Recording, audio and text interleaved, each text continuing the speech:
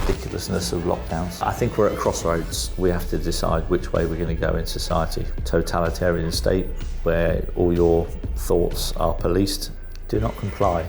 That would be my advice. You complied to all the rules and the people who were making the rules are laughing in your face and you're still listening to them. You've got to be stupid. But before we get into the episode, make sure you like this video, subscribe to the channel and turn the notification bell on.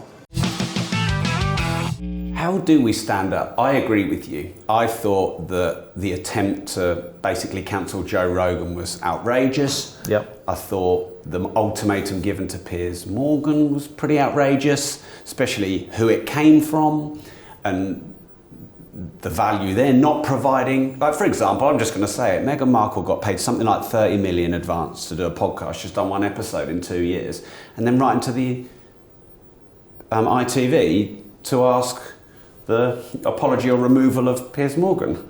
Like, this doesn't make any sense to me.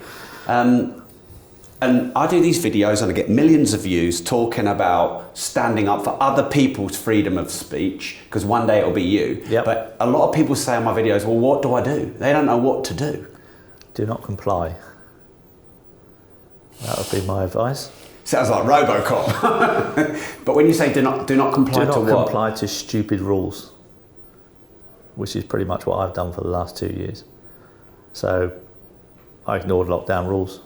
I saw my family. Wow.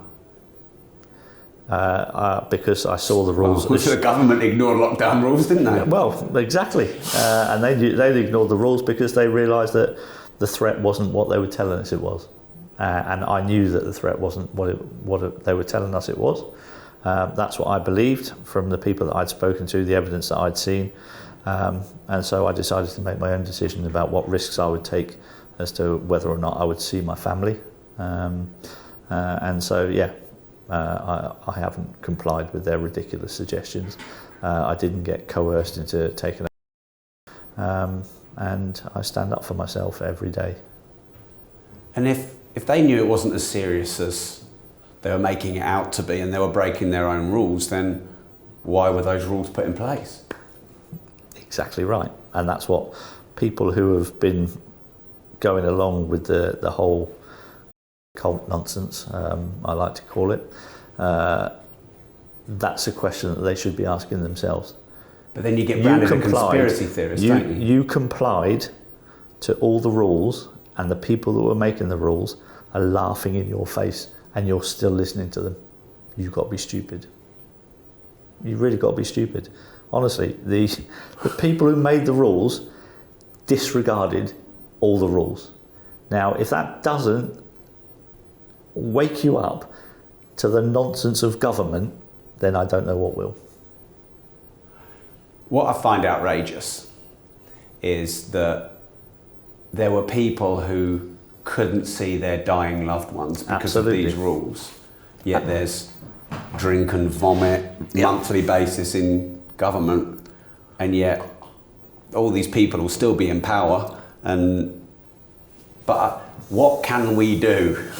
We vote these people in, but it's like, what's the alternative? That's a very good point. I mean, the alternative is to not vote for any of the major parties, because I think had Labour have been in, it would have probably been even longer lockdowns, quite frankly, from what we saw of Keir Starmer during all that nonsense. We literally didn't have a choice as people. We either had lockdowns or we had really severe lockdowns. That was our choices with our political parties. The two-party nonsense in this country is a joke, quite frankly. And so I think the only way you could really make any difference is if everybody turned their votes away from the two major parties and we set up a different political structure. And the likelihood of that happening? Probably about zero. Even despite everything that's happened in the world? Well, I mean, there's probably a bigger chance now than there was 2 years ago. But it would take an incredible amount of will from a whole lot of people. And at the moment, there are still a lot of people in the country who are still under the spell of the mainstream media and will believe everything that the BBC and Sky News tell them.